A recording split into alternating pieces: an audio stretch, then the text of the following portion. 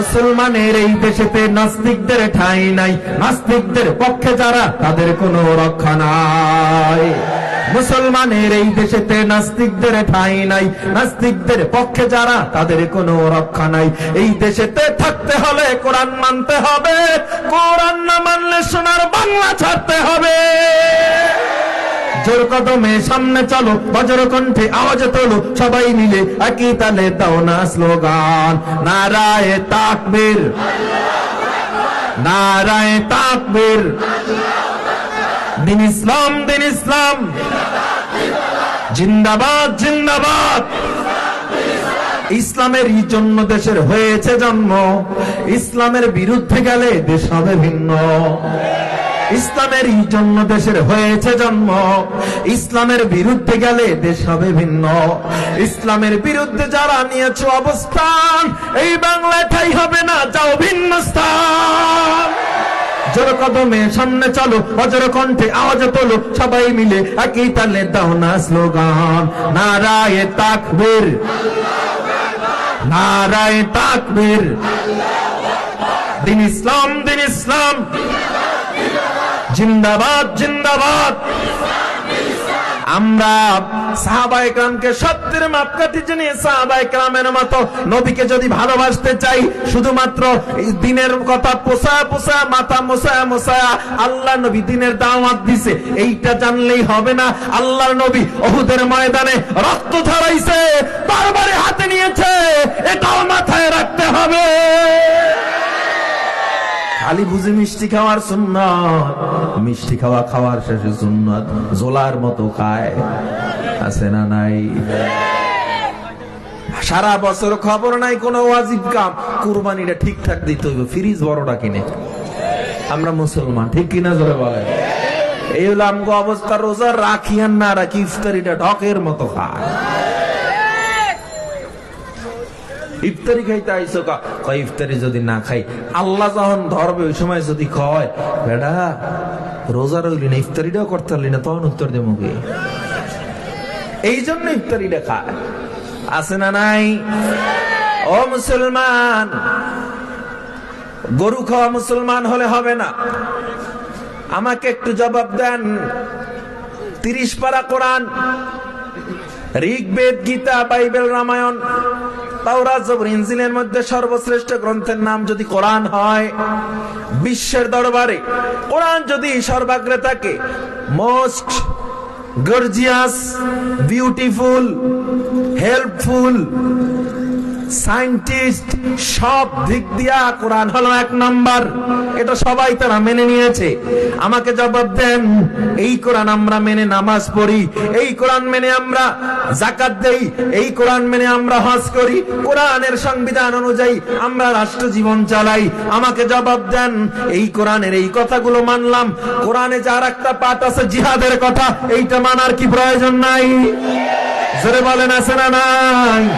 যারা শুধু তাবলিগ তাবলিগ চিন্তা করেন, পীর মুরিদি চিন্তা করেন, আর কোন চিন্তা মাথায় নাই, তাদেরকে বলবো এটা হলো মুনাফিকি মার্কা ইসলাম। খালি চিন্তা করে তাবলিগ করছি তো জান্নাত, পীরের দরবারে গেছি তো জান্নাত, মাদ্রাসায় আপনি একটা সন্তান দিবেন তো জান্নাত। নো, জান্নাত পেতে হলে কোরআনকে পূর্ণাঙ্গ ভাবে মানতে হবে। খালি খালি একটুক মানে কোনটুক? এই আল্লাহ নবী মোসায়া মোসায়া কইছে বাবা দিনের পথে আয়, দিনের পথে আয়, এই একটুক মানে। আর একদল মানে আল্লাহ নবী খাইতে কইছে, খাওয়ার পরে সুন্নত, এইটা মানে। আর একদল বয়া বয়া বয়া বয়া খানকা বাড়ি করে, প্যাড এমন হওয়া হয়েছে নিজের প্লেট পর্যন্ত দেখে না, আছে না নাই? দেখছেন নি আপনারা? পটকা মাছ দেখছেন? পটকা মাছ চিনেন? আমগো কুয়াকাটা পটকা মাছ কয়, মুখটা একটু পেটটা এই। দেখছেন নি দেওয়ানবাগি হজরতকে? পটকা মাছ হয়ে গেছে খাইতে খাইতে, জীবনে রাস্তায় নামে নাই, ইসলাম লয়ে বয়ে রয়েছে। আমি তো দেখি আলহামদুলিল্লাহ ওই রকম কোটি, ওই রকম পীরের চেয়ে আমার দাড়ি কামানেওয়ালা যুবক 1000 কোটি গুণ ভালো আছে, কারণ তারা নবীর অপমান সহ্য করে না, রাস্তায় নেমে যায়, ঠিক কিনা ধরে বলো? ওই রকম পীরের চেয়ে দাড়ি কামানেওয়ালা যুবক 1000 কোটি গুণ উত্তম। পটকা মাছ হয়ে রয়েছে, পীরের নাম খুঁজে পাওয়া যায় না, সব টাইটেল, শাহ সুফি আল হাসানি ওয়াল হোসাইনি আল কুরাইশি ওয়াল কুরাইশি মুজাদ্দেদে জামান গুলিস্তানের কামান সদরঘাটের বিমান, অভাব নাই টাইটেলের, খালি টাইটেল। এত টাইটেল আচ্ছা, আল্লাহ আল্লাহর এত টাইটেলের পিছে দৌড়ায়? হ্যাঁ, খায় সারা বছর ময়দানে পাওয়া যায় না, একদিন জোলার মতো খায়, ঈদে মিলাদুন নবীর গান গায় আর রাস্তায় রাস্তায় দৌড়ায়। এমন লোক খুলনায় নাই, আছে? আপনারা নবীর জন্মদিন পালন করেন, আমরা পালন করি না খাইয়া রোজা রাখি, আর আপনারা পালন করেন গলা পর্যন্ত খাইয়া। নবীও তো পালন করছে তার জন্মদিন রোজা রাইকা। এই যে আজকে আমি একটু আগে খানা খাইছি, সাহারির নিয়তে খাইছি, আর খাবো না, কালকে সোমবার রোজা রাখবো। আমরা রোজা রাখি আর আপনারা যদি গলা পর্যন্ত খান, এক হইল? তাইলে আমরা খাওয়ার সুন্নতটা ঠিকঠাক পালন করি। কি খাওয়ার সুন্নতটা ঠিকঠাক পালন করি। ওহুদের ময়দানে যে নবী রক্ত দিয়েছে, 27টা গাজওয়ায় নবী যে যুদ্ধে শরীক হয়েছেন, নিজের জীবন দিয়ে নবী লড়াই করেছেন। আল্লাহর নবীর দরকার ছিল না ওহুদের ময়দানে রক্ত দেওয়া। আল্লাহর নবী আল্লাহকে বলতো, আল্লাহ টাকা দাও, আল্লাহ ধন দৌলত দাও, জীবন আরামায়েশে কাটিয়ে দিত। পেটে পাথর বেঁধে নবী দিনের দাওয়াত দেওয়ার প্রয়োজন ছিল না, একমাত্র দিয়েছে এই রকম পটকামা চলা পীরদেরকে শিক্ষা দেওয়ার জন্য। আফসোস, লড়াইয়ের ওই ময়দানেতে যেতে তোমাকে হবে, প্রয়োজনে সব রক্তটুকু জমিনেই ঢেলে দেবে। লড়াইয়ের ওই ময়দানেতে যেতে তোমাকে হবে, প্রয়োজনে সব রক্তটুকু জমিনেই ঢেলে দেবে। তবুও তোমায় লড়তেই হবে, মানিবে না পরাজয়। তবুও তোমায় লড়তেই হবে, মানিবে না পরাজয়। বিপ্লব মানে জীবন দেয়া বসে থাকা নয়, সে কোনো দিন আসবে না রে, করো যদি ভয়। আসবে বিজয়, রক্ত আর জীবনের বিনিময়। ঠিক কিনা জোরে বলেন? আসবে বিজয়, রক্ত আর জীবনের বিনিময়। বিপ্লব মানে জীবন দেয়া বসে থাকা নয়, সে কোনো দিন আসবে না রে, করো যদি ভয়। আমরা সব মানি, সব বুঝি, মসজিদের কোণে বয়া বয়া যতই তসবিহ টিপি আর যত আল্লাহওয়ালা সাজি, কপালে কালো দাগ পরায়া ফেলো, কিন্তু বেঈমান আমার নবীরে গালি দেয়। তুমি ময়দানে নামো না, ফিলিস্তিনে আমার মা বোনদেরকে রক্তাক্ত করা হয়, ময়দানে নাইমে একটা প্রতিবাদ করতে পারো না। তোমার মতো মুনাফিক উম্মত আর কেউ হতে পারে না। বিশ্ব নবীর অপমানে যদি না কাঁদে তোমার মন, মুসলিম নয় মুনাফিক, তুমি নবীজির দুশমন। নবীর জন্য জীবন দিবে কে আছো নওজোয়ান, তাকবীর ছেড়ে সিংহ শাবক হও তুমি আগুয়ান। তোমার বুকে ইমানের বল, জবানে আল কোরআন, ভয়ে কাঁপে কাপুরুষ সব আর নরাধম শয়তান। জীবনের চেয়ে বুকে আছে বেশি নবীজির সম্মান, কেমনে তুমি থাকবে বসে হলে তার অপমান। তুমি সাচ্চা মুসলমান, ইমানে তোমার ধান, নবীর জন্য জীবন দিবে কে আছো নওজোয়ান। নারায়ে তাকবীর, নারায়ে তাকবীর। আল্লাহ তুমি তাকা দেখো, তোমার নবীর উম্মত আজ আমার নবীর মায়ায় পড়ে সবাই ওয়াদা করতেছে, আমরা যেমন ব্যক্তি জীবন ইসলাম মানবো, আমার নবীর বিরুদ্ধে কেউ কথা বললেও আমরা প্রতিবাদে নামবো। ঠিক কিনা জোরে কও? আল্লাহ আপনি আমাদের কবুল করেন, বলেন আমিন। আর জোরে কোন আমিন। আমরা শুধু নবীর জন্য যদি জীবন দেই না, না আমরা আল্লাহর ব্যাপারে কথা বললে ময়দানে নামি না, না আমার দেশকে নিয়েও যদি কেউ কোন চক্রান্ত করে, এই সবুজ শ্যামল সুফলা মাটির 1 ইঞ্চি মাটি নিয়েও যদি কেউ টানাটানি করে, আমরা কিন্তু তারপরেও ময়দানে বসে থাকবো না। ঠিক কিনা জোরে বলেন? কথাটা কেন বললাম? অনেকে বলে হুজুরদের মধ্যে দেশপ্রেম নাই, হুজুরদের মধ্যে কোনো দেশের ভালোবাসা নাই, এরা জাতীয় সঙ্গীত গায় না। আমার আগে যে বয়ান করলেন মুহিব খান সাহেব, সে কি গাইছে? দেশাত্মবোধক গায় না? দেশাত্মবোধক গায় না? তাইলে দেশপ্রেম হুজুরদের মধ্যে নাই? ইঞ্চি ইঞ্চি মাটি সোনার চাইতে কাটি, নগদ রক্ত দিয়ে কেনা।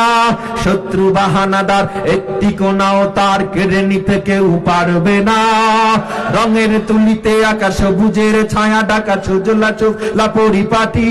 লক্ষ শহীদ গাজী রেখেছে জীবন বাজি, করেছে স্বাধীন এই মাটি।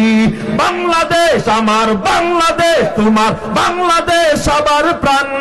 ধন্য ধন্য আমি সবার চাইতে দামি বাংলা মাটির সন্তান। বাংলাদেশ আমার বাংলাদেশ, তোমার বাংলাদেশ খোদার দান। সোনার জন্মভূমি, তোমার জন্যে আমি জীবন দিয়েছি কোরবান। ঠিক কিনা? অনেক দামের দেশ, রক্ত ঘামের দেশ, মায়ার বাঁধন বড় বেশি। হিন্দু মুসলমান বৌদ্ধ বা খ্রিস্টান সকলেই তো বাংলাদেশী। কেন তবে সংঘাত, কেন কিসের বিবাদ? ভাই ভাই রাখো হাত হাতে। সময়ে ঝড়ের বেগে চেতনায় উঠবে জেগে 18 কোটি অন্তরে। বাংলাদেশ আমার বাংলাদেশ, তোমার বাংলাদেশ সবার প্রাণ। ধন্য ধন্য আমি সবার চাইতে দামি বাংলা মাটির সন্তান। ঠিক কিনা? বাংলাদেশ আমার বাংলাদেশ, তোমার বাংলাদেশ অম্লান। বুকে রক্ত ঢেলে রেখেছি সবাই মিল মাতৃভাষার সম্মান। শান্ত মাটির নিচে এখনো ঘুমিয়ে আজ 360 আউলিয়া। সোহরাওয়ার দিশে বাংলা ভাষা নিয়ে আসে মুজিব, ওসমানী ও জিয়া। শহীদ তিতুর দেশে মুক্ত স্বাধীন দেশে সবুজ লাল পতাকা ওরে। সময়ে ঝড়ের বেগে চেতনায় উঠবে জেগে 18 কোটি অন্তরে। বাংলাদেশ আমার বাংলাদেশ, তোমার বাংলাদেশ সবার প্রাণ। ধন্য ধন্য আমি সবার চাইতে দামি বাংলা মাটির সন্তান। বাংলাদেশ আমার বাংলাদেশ, তোমার বাংলাদেশ অম্লান। বুকে রক্ত ঢেলে রেখেছি সবাই মিলে মাতৃভাষার সম্মান। আমগো মধ্যে দেশপ্রেম না থাকলে আমরা এটা পারিনি। খালি গান গায় আমার সোনার বাংলা আমি তোমায় ভালোবাসি, দিনে গায় রাত্রে আমার সোনার বাংলা আমি তোমায় ভালোবাসি। ঠিক না? এই সঙ্গীতের মধ্যে যদি দেশপ্রেম হয় ওটা দেশপ্রেম নয়। কারণ দেশপ্রেমের সঙ্গীত দিনে গায়, রাত্রে রাস্তার টাকা টেন্ডারবাজি করে লুটপাট করে বিদেশ পাঠায়। আমরা দেশের সন্তান, আমরা ওলামায়ে কেরাম দেশের সন্তান। আমরা ভারত থেকে ভিসা নিয়ে, আমেরিকা থেকে ভিসা নিয়ে দেশে আসি নাই। আমরা সবাই এক, শুধু আমাদের লেবাস ভিন্ন। কেউ সুন্নাত তরিকায় চলে, কেউ সুন্নাত তরিকায় চলে না। তবে মনে রাখতে হবে, দীর্ঘ 9 মাস যুদ্ধ করে 30 লক্ষ শহীদের রক্তের বিনিময় যেই রাষ্ট্র স্বাধীন হয়েছিল, সেই এক ভাষণ ছিল 7ই মার্চের মহান। সেই ভাষণের সময় শেখ মুজিবুর রহমান বলেছিলেন, আমরা দেশকে স্বাধীন করবো ইনশাআল্লাহ। সেই ইনশাআল্লাহর উপরে দাঁড়িয়ে বাংলাদেশের 56,000 বর্গ মাইল ভূমি পেয়েছি আমরা। 1,47,000 বর্গ মাইল এই বাংলাদেশের বর্গ কিলোমিটার। বাংলাদেশের স্বাধীনতার পিছনে মাওলানা ভাসানীর অবদান ছিল, ওলামায়ে কেরামের অবদান ছিল, আজও আমাদের অবদান রয়েছে। এই দেশের মাটি নিয়ে কেউ টানাটানি করলে ওলামায়ে কেরাম ঘরে বসে থাকবে না।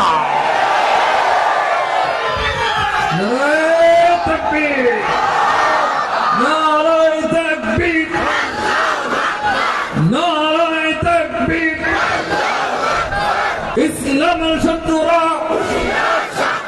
হুঁশিয়ার সাবধান, ইসলামের শত্রুরা নারে তাকবীর।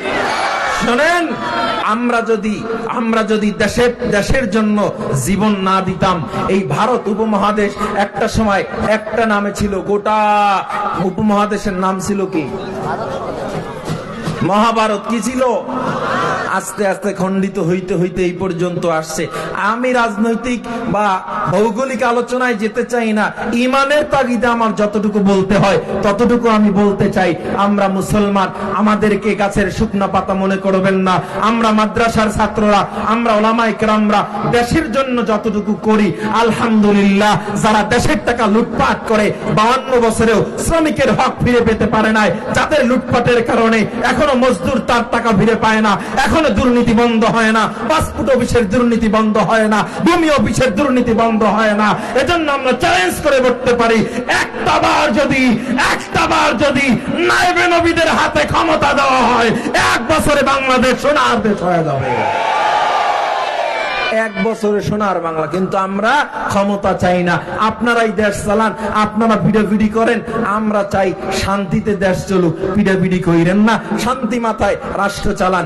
মদিনা সনদে রাষ্ট্র চললে দেশে কোনো দুর্নীতি থাকবে না, অত্যাচার থাকবে না, অন্যায় থাকবে না।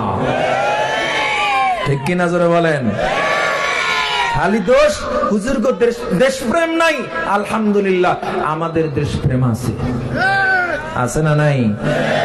তবে দেশপ্রেমের পাশাপাশি আমাদের আরেকটু প্রেম সর্বদা ইসলামটা ছাড়া আমরা দেশপ্রেম কখনো দেশপ্রেম মনে করি না। ঠিক কিনা জোরে বলেন? বাংলাদেশের সব মানুষের নাম বদলাতে পারে, বইয়ের পাতায় স্বাধীনতা সংগ্রাম বদলাতে পারে, বঙ্গোপসাগরের সব পানি যেতে পারে শুকিয়েও, গোটা রাজধানী গিলে নিতে পারে বুড়ি গঙ্গার ঢেউ, সুন্দরবন কেটে হতে পারে ইটের ভাটার লাকড়ি, শিল্পপতিরা দেউলিয়া হয়ে খুঁজতে পারেন চাকরি, চোরগুন্ডারা পেয়ে যেতে পারে মন্ত্রীর মর্যাদা, আইনের ফাঁকে কালো টাকা সব হয়ে যেতে পারে সাদা। অনেকেই বলে এই দেশ নাকি হুজুগে জাতির দেশ, দফায় দফায় বদলায় রন্ধন পরিবেশ, তাই বলে ইসলাম তো এদেশে হুজুগে হবে না শেষ, হুজুগে হবে না শেষ। ইসলাম এ মাটির পরতে পরতে জনপদে ঘরে ঘরে, ইসলাম এ জাতির 90% মানুষের অন্তরে। ইসলাম নিয়ে কেউ ছিনিমিনি খেলে এমন সত্যি নেই, আর কিছু থাক না থাক এদেশে ইসলাম থাকবে। সবকিছু বদলে যাক, এদেশে ইসলাম থাকবে। ন্যাশনাল স্টেডিয়াম হতে পারে তাজিং ডমের সিঙ্গে, ন্যাশনাল বারদোয়েল বদলে হতে পারে কফু ফিঙ্গে, ন্যাশনাল পার্ক করা যেতে পারে কেন্দ্রীয় কারাগারকে, সেন্ট্রাল জেল করা হতে পারে ফ্যান্টাসি কিংডম পার্কে, আইন পাশ করে মাছের আড়ত হতে পারে সংসদটাও, যখন তখন যে কোনো পক্ষে যেতে পারে জনমতটাও, নীতির অভাবে রাজনীতি সব হয়ে যেতে পারে বন্ধ, মিটে যেতে পারে রাজাকার আর মুক্তিযোদ্ধা দ্বন্দ্ব। রাষ্ট্র চাইলে সময় কথা হতে পারে আগ পিছু, সম্ভাবনার সাথে সে আমার হতে পারে সবকিছু, শুধু ইসলাম রবে চির উন্নত, কখনো হবে না নিচু। ইসলাম এ মাটির পরতে পরতে জনপদে ঘরে ঘরে, ইসলাম এ জাতির 90% মানুষের অন্তরে। ইসলাম নিয়ে কেউ ছিনিমিনি খেলে এমন শক্তি নেই, আর কিছু থাক না থাক এদেশে ইসলাম থাকবে। আওয়ামী লীগের নেতা কর্মীরা বিএনপি হতে পারে, অবাক হব না বিএনপি যদি নৌকায় সিল মারে। রাজপথ থেকে মুছে যেতে পারে গণতন্ত্রের দাবি, শোষকের হাতে চলে যেতে পারে ক্ষমতার তালা চাবি, স্বার্থের হাত নাড়তেও পারে আইনের কলকাঠি, আবার রক্তে লাল হতে পারে আমার দেশের মাটি। ক্লাইভের সাথে হতে পারে ফের মির্জাফরের সন্ধি, বিদ্রোহী কবি হতে পারে ফের লৌহ কপাটে বন্দি। এই বীরদের মাটি পীরদের কাছে শহীদের বাংলায়, জনতার ভোটে কিভাবে ভোট লুটে যেই যাক ক্ষমতায়, নেস্তনাবুদ হয়ে যাবে যদি ইসলাম ভুলে যায়, ইসলাম ভুলে যায়। ঠিক কিনা জোরে বলেন? তাইলে বুঝা গেল আমাদের দেশপ্রেমটার সাথে ইসলামটা অনেক জড়িত। ঠিক কিনা জোরে বলেন? আমরা দেশের জন্য বহু গান গাইতে পারি, আমার সময় নাই। মুহিব খান অনেক গায়া গেছে, আমি একটু মাঝখান দিয়ে তার সাল তালে তালে একটু শুনে গেলাম। আমরা হুজুররা যে দেশের জন্য গাইতে পারি না, লিখতে পারি না। পৃথিবীতে দেখেন একমাত্র বাংলা কাব্যানুবাদ এই যে মুহিব খান সাহেব লিখেছেন, পৃথিবীতে আর কেউ এটা লেখে নাই। প্রত্যেকটা সাহিত্যের দিকে লক্ষ্য করে, আরবি ভাষার দিকে লক্ষ্য করে, সব দিক মেনটেন করে, সুর তাল লয় সবকিছু ঠিক রাইখা, সাহিত্য ঠিক রাইখা কোরআনের কাব্যানুবাদ 30 পারা এত সহজ মনে কইরা না। সাংবাদিক ওলামায়ে কেরাম আছে না নাই? সাংবাদিকতায় আছে না নাই? টেকনোলজিতে আছে না নাই? সফটওয়্যারে আছে না নাই? এমন কোন সেক্টর নাই যে আমরা নাই। এজন্য আমি বইলা আপনাদের থেকে আলাদা হই নাই, আমি এটা বইলা খুলনাবাসীকে বলে গেলাম, আপনারা আমরা কেউ আলাদা না। আমরা দেশকে রক্ষা করবো একসাথে, নবীর ইজ্জত রক্ষা করবো একসাথে, থাকবো একসাথে। কোন নাস্তিক, কোন মুরতাদ, কোন কুলাঙ্গারকে আমাদের দেশে জায়গা দিব না। এক হতে পারবো ইনশাআল্লাহ। কোন দলাদলি থাকবে? যে যেই দল করেন, যে যেই মতের হন না কেন, কবরে গেলে আমাদের কোন দলের পরিচয় চলবে। হ্যাঁ, আমরা যারা মাদ্রাসায় পড়ে ঠকছি, কিছু শিখি নাই, আপনাদেরকে আমি কোরআন আর বিজ্ঞান নিয়ে আলোচনা করলে 5 ঘন্টা আলোচনা করলেও আমি যা শিখছি আর 100 ভাগের 10 ভাগ হইব হয়তো। কোরআন আর বিজ্ঞান আমরা হুজুররা কিছু বুঝি না। অর্থনৈতিক ব্যবস্থাপনা, এরপরে রাষ্ট্রীয় ব্যবস্থাপনা, বিজ্ঞান, এরপরে মেডিকেল সায়েন্স, যা বলেন না কেন, কোরআন সুন্নাহ আলহামদুলিল্লাহ যে পরিমাণ দিয়েছে পৃথিবীর আর কোথাও এরকম পাওয়া যায় না। এজন্য সন্তানটাকে মাদ্রাসায় পড়ান, ঠকবেন না, ঠকবেন না, ঠকবেন না। মাদ্রাসায় পড়ান। দুনিয়ার চিন্তা করেন, চাকরির চিন্তা করেন যে চাকরি পাইব না মাদ্রাসায় পড়লে। কেন আপনি কলেজে পড়াইয়া পোলারে চাকরি দিয়া ঘুরে ফাড়াইয়া লাইছেন না? হ্যাঁ, বাংলাদেশে শুধু বেকার যুবক যারা চাকরি পায় না, 7,000 কোটি টাকার মাদক খায় প্রতি বছর চাকরির অভাবে। একটা ইন্টারন্যাশনাল সংস্থা ILO এদের জরিপ অনুযায়ী বাংলাদেশে শতকরা 45% যুবক যারা শিক্ষিত বেকার, শিক্ষিত বেকার। তাইলে চাকরি কারো হাতে আছে? সন্তানটাকে কোরআন শিখান, সন্তানটাকে ইসলামের শিক্ষায়, কোরআনের শিক্ষায় পরিপূর্ণ শিক্ষা দেন। আর যারা মাদ্রাসায় পড়তে পারেন নাই, এখনো সময় আছে, কোরআন নিজে নিজে পড়ে নেন, ইমামের কাছে, মাদ্রাসার ওস্তাদের কাছে পড়ে আরবিটা ঠিক করে বাংলাগুলো, তাফসিরগুলো নিজে নিজে পড়েন। আপনার পৃথিবীর অন্য কোনো আর বই পড়া লাগবে না। Stephen Hawking big bang theory আবিষ্কার করেছে, আপনারা জানেন হয়তো, পৃথিবী সৃষ্টি তত্ত্ব। ওনাকে প্রশ্ন করা হয়েছিল, আপনি প্রতিবন্ধী মানুষ, পৃথিবী আবিষ্কার হয়েছে কেমনে, বের করলেন কেমনে? কয়, কোরআন আমাকে সাহায্য করেছে। স্টিফেন হকিং 4 বছর আগে বুঝি মারা গেছে। তাহলে কি বোঝা গেল? কি বোঝা গেল?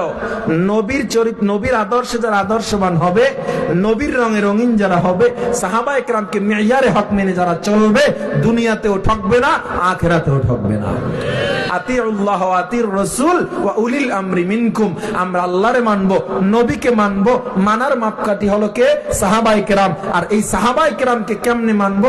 উলিল আমরি মিনকুম। যারা উলিল আমর আছে, মুজতাহিদ ইমামগণ আছেন, এরা যেভাবে ব্যাখ্যা করেছে, ওলামায়ে কেরাম এগুলো আপনাদের মাঝে তুলে ধরবে, সেভাবেই আমল করলে ইনশাআল্লাহ নবী বলেন আমার সাথে জান্নাতে চলে যাইবা।